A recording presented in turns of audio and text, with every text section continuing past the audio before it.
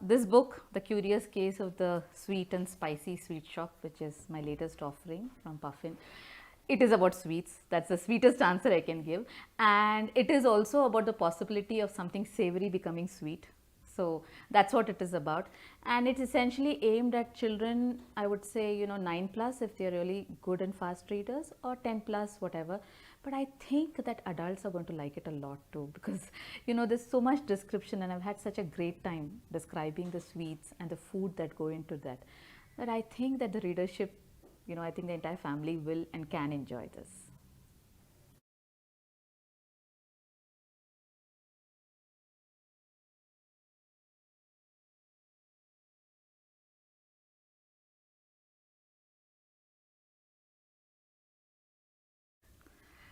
I think the setting for a story, very often the story chooses the setting. The story that I want to say and what I want to say in many ways decides it. But having said that, the setting also liberates you. Because once you have chosen where to set your story, there are so many possibilities that the setting offers you, which you can actually plumb, completely. So I particularly wanted a setting where I wanted to focus on a family run business, something that had been handed down from generation to generation. Because my story and the character arc, I wanted to show how sometimes the weight of family expectations can actually be too much for someone to bear. And in some ways, it might actually make cowards of them. It may actually make them people who don't dare to question and ask their own interest, their individual preferences. And that's why I felt that, rather than in a city where shops are sort of anonymous, I wanted this to be a setting where a shop is steeped in that history. It is in the very fabric of the culture of that village, which is why when the postmaster's son learns to ride the cycle, he has to come there, and the entire village knows that if there's any good news, they know it because people will go to the shop to buy it. So I wanted that, and once I chose the setting, I found that it actually helped me a lot, because I didn't have to say anything more beyond saying that, this was a shop that Vishnu was running, and it had been in his family for the last 3 generations, and he was the 4th generation. And then I was able to take the story forward. So I think the setting actually helps in not just taking the story forward, it definitely contributes a great deal to character development, to the kinds of conflicts that arise in your story. And I think that deciding the setting in a way, in many ways, decides how the story goes also, as well.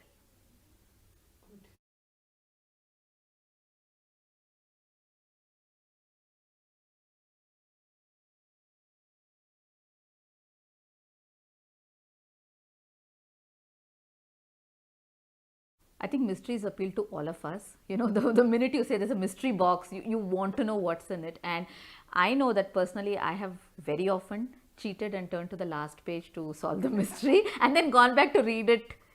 So I think mystery is something that appeals to all of us, because there is the challenge of not knowing what is coming next. And yes, the 3 ghosts, I put in 3 ghosts, actually it's very important. The number is also equally important, and the role they play is also equally important in not just furthering the story in very unexpected ways, but also establishing the whole idea of how you can follow your heart even while you stay true to the tradition that has been handed down. So I think the mystery as such is about the identity. I mean, who is actually Vishnu Das's niece or nephew, who is his relative. The mystery is about what are the 3 ghosts doing in a sweet shop, why do the 3 ghosts appear, and all of it ties in with the questions of identity, of belonging, of the expectations that you have.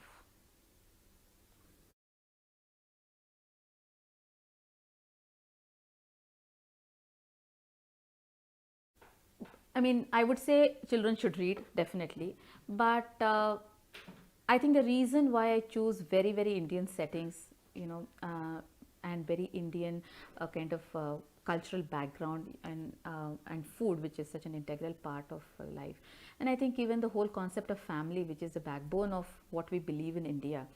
I think I choose all of these because I think that at some point it becomes more enjoyable for young readers when you read a book that is very close to the context that you have grown up in. And I think largely it is based on my own experiences of reading books which were foreign books, which were not Indian books. And I still recall, this kind of unformed connection which was in my mind, where I always believed that only people who ate, cake for tea, who had even a concept called tea, and who ate cake and scones and drank ginger beer for this tea, or sardines on toast or whatever, only such people, such children could actually have adventures, that only such children could actually have access to the kind of crazy fantastical happenings that happened to them. And I think the reading of those books, they were termed more of a fantasy than an adventure, primarily because the food and the cultural setting itself kind of distanced it so much for me. And then I remember reading the first Indian book written by an Indian author I read was Shashi Deshpande's three, adventure books, which later I came to know she wrote for her boys, as a reaction to or their fascination with Enid Blyton. And it featured very homegrown children, and actually she didn't even set it in a big city, except the third one, which is in Bombay. The other two are the first one is in a town, like a really sleepy little town, and the second one is in a proper village where they look for treasure. And I read those books, and I remember this feeling of like a bright light sort of shining on me, thinking, yeah, these kids are eating puri bhaji, and they're going for a picnic carrying this kind of food, and then they have adventures, they do these things. So that was a moment when it really struck me that this is the reason why I enjoyed these books. And then Target came into my life, and Target was another book, another magazine, which actually opened so many ways of looking at the world, where people whose names were the same as your friends or yours or whatever could actually be doing fun things, interesting things, and they could actually sound sort of cool, which you never thought you were, because you were not eating that kind of food. So for these were the reasons for me, actually, when I began to write, that there was a doubt in my mind, something even as simple as what should the characters call their parents. If you see that, if you look at the stories that children write in any competition at school, they'll say daddy or mummy, or if they want to be Indian, they'll say mother, because they are directly translating from their mother tongue into English. And I don't know when, I think maybe the first story I wrote itself, I put in Aji and I put in Ai and all of that, and I felt that the story flowed so much better, and I myself felt a greater connect to it. So while I encourage children to read all kinds of books, because it's definitely necessary to broaden your horizons, I think that for me, the reason that I write the way I write and the way I present my stories in a context which is totally rooted in Indianness is because I hope, I really dream that other children like me who read it, they will feel the connect. And for example, if they read this book and they feel the urge to look at these mithais and say, hey, I really feel like eating it, this looks like a jalebi or a gulab jamun, either their mother can or father can make it for them, or they can just walk out and there are so many mithai shops where they can buy it. I think that there's something very basic in fulfilling a desire that has been prompted by the descriptions of food that you've just read. And it's, if I manage to do that, then I think that, yeah, I've succeeded in creating a very, very relatable context for children.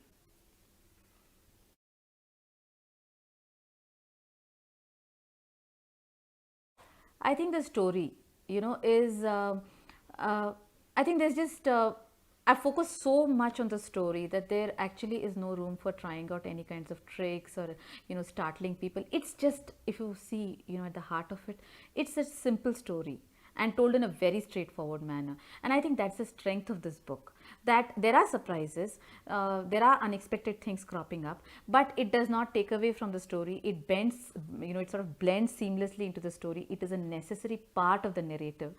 And I think that is something that children will enjoy. And then because of the unexpected, the meeting of these two children who land up at Vishnu's house, I think the fun that they have, where they are obviously against each other and they're quarreling, and then how slowly each of their strengths is revealed, and how Vishnu, the uncle's character also, which begins with in a very slow and dreamy way, and somebody who's sort of disconnected with reality, and how it develops, and finally you see him as a person who can actually do something and is capable of something. I think all of those things are there's something very satisfying about the way they all come together. And I think the fact that I haven't tried too hard to make it a very jazzy kind of storytelling, but kept it, I think I'll go out and say that in a very old fashioned, kept it old fashioned, a story told simply. I think that is the main point. I mean, I think that's what the children and hopefully adults also will enjoy about this.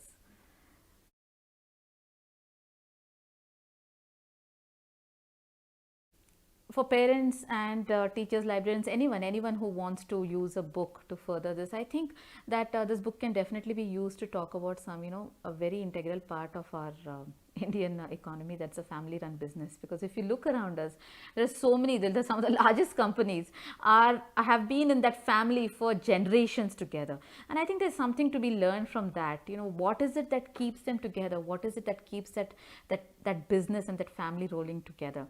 So I think if you want to think of it as something that can, you can teach them from the point of view of economics, I think definitely. But I think even in terms of other learnings, I think the gender roles are definitely something that you can take away from here, because you have a sister who has the courage to do what she wants to do, and she follows her dream and she does it. And you have a brother who actually is sort of bound to the family and who stays on there. Again, the idea that a family or a family business decides what you have to do with the future, which is something, lots of families in India sort of take for granted. Even if the parents don't think that this is going to happen, a lot of the people around them assume it's going to happen.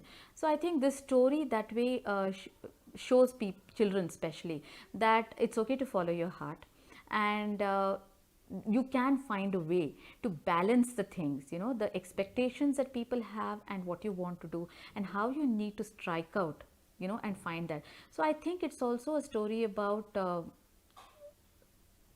courage, where you actually accept what you want to do and then you do it. Because even if you look at this, the main character, this boy who's called Laddu in this book, he comes away and he stays with this man, and then by the end of it he knows that my family is all fine, my parents are fine, but no, they're doing certain things which I enjoy doing sometimes, but there are other occasions when I just want to stay put. I mean, I think it takes courage for all of us to think that way and to own up to ourselves that just because I belong to a family doesn't mean I have to like everything we do. I can actually be my own person. I think that's the biggest takeaway from this book, that you can be your own person and you don't have to let it weigh you down or feel guilty or any of those things, because you can do it in a way where you stay true to yourself, even while you're paying homage to, or even while you're keeping whatever else is happening, keeping it ticking and going. So I think that is what librarians, teachers, parents, anyone can take away from there. And of course, if you look at the mithais itself, I think the process of making mithais is something we're all losing, because a whole lot of it is either you don't eat or they're store bought.